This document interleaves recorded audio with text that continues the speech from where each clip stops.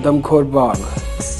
आज हम बात उत्तराखंड के इसी आदमखोर बाघ की करने जा रहे हैं, जिसकी चर्चाएं उस दौर में केवल भारत में ही नहीं बल्कि दुनिया के अन्य देशों में भी हुआ करती थी। ये बाघ इतना मशहूर था कि इसकी खबरें Britain, America, Canada, Australia, New Zealand और दक्षिण अफ्रीका, कीनिया और हांगकांग के न्यूज़पेपरों में भी छपा करती थी।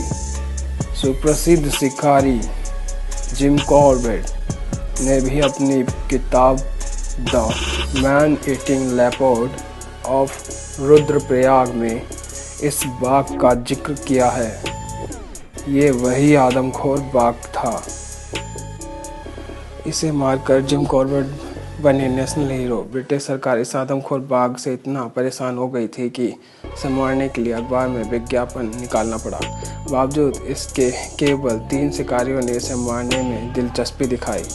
इस दौरान देश विदेश में शिकारियों ने इसे मारने की कोशिश की, लेकिन कोई भी सफल नहीं हो पाया। आखिरकार सुप्रसिद्ध शिकारी जिम कॉर्बेट ने 2 मई 1926 को इस आदमखोर बाघ को मार गिराया।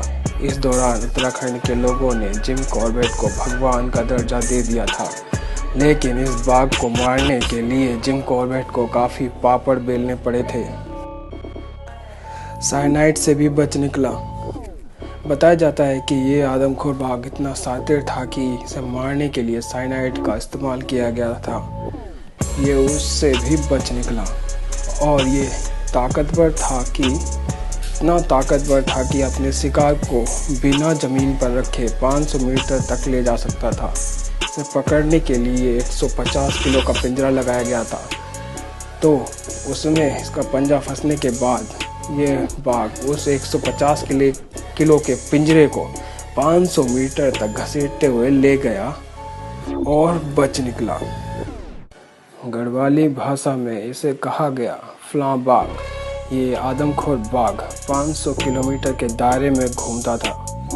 ये एक जगह शिकार करने के बाद दूसरा शिकार उस इलाके में ना करके कहीं दूर जाकर दूसरी जगह शिकार किया करता था। इसलिए उत्तराखंड में इसे फ्लां बाघ भी कहा जाता था। उत्तराखंड की गढ़वाली भाषा में फ्लां बाघ का मतलब होता है हवा की तरह तेज भागने वाला बाघ। बात सन 1918 की है। ये प्रथम विश्व युद्ध का दौर था। इस दौरान जब पूरी दुनिया विश्व युद्ध की मार झेल रही थी, तब उत्तराखंड के वासी एक आदमखोर की दहशत में जी रहे थे। इस दौरान इस आदमखोर बाघ ने उत्तराखंड के रुद्रप्रयाग, चंपावत और पन्नार कस्बों के सबसे अधिक लोगों को अपना शिकार बनाया था। इस दौरान रुद्रप्रयाग के बाघ का आतंक सबसे ज़्यादा था, जो 1918 से 1926 तक चला। इन 8 सालों में इस आदमखोर बाघ ने 125 लोगों को। जिम कॉर्बेट ने अपनी किताब में ये भी बताया कि रुद्रप्रयाग का ये आदमखोर बाघ ही एकमात्र ऐसा जानवर था जिसे दुनिया भर में सर्वाधिक प्रचार मिला था। भारत के दैनिक और साप्ताहिक अखबारों के अलावा Britain, America, Canada, Australia, New Zealand, दक्षिण अफ्रीका, कीनिया और हांगकांग की मीडिया भी इस बाघ के खूब चर्चे होते थे। आदमखोर बाघ की जिसे मारकर जिम कॉर्बेट बन गए थे नेशनल हीरो। देवभूमि उत्तराखंड अपनी सांस्कृतिक विरासत के लिए दुनिया भर में मशहूर है। हरिद्वार, ऋषिकेश, गंगोत्री, यमुनोत्री, बद्रीनाथ, केदारनाथ उत्तराखंड की वो जगह हैं जो अपने धार्मिक महत्व के लिए देश भर में प्रसिद्ध है। गढ़वाल और कुमाऊं के नाम से 2 रीजन में बटा हुआ है। उत्तराखंड देश का एकमात्र राज्य है।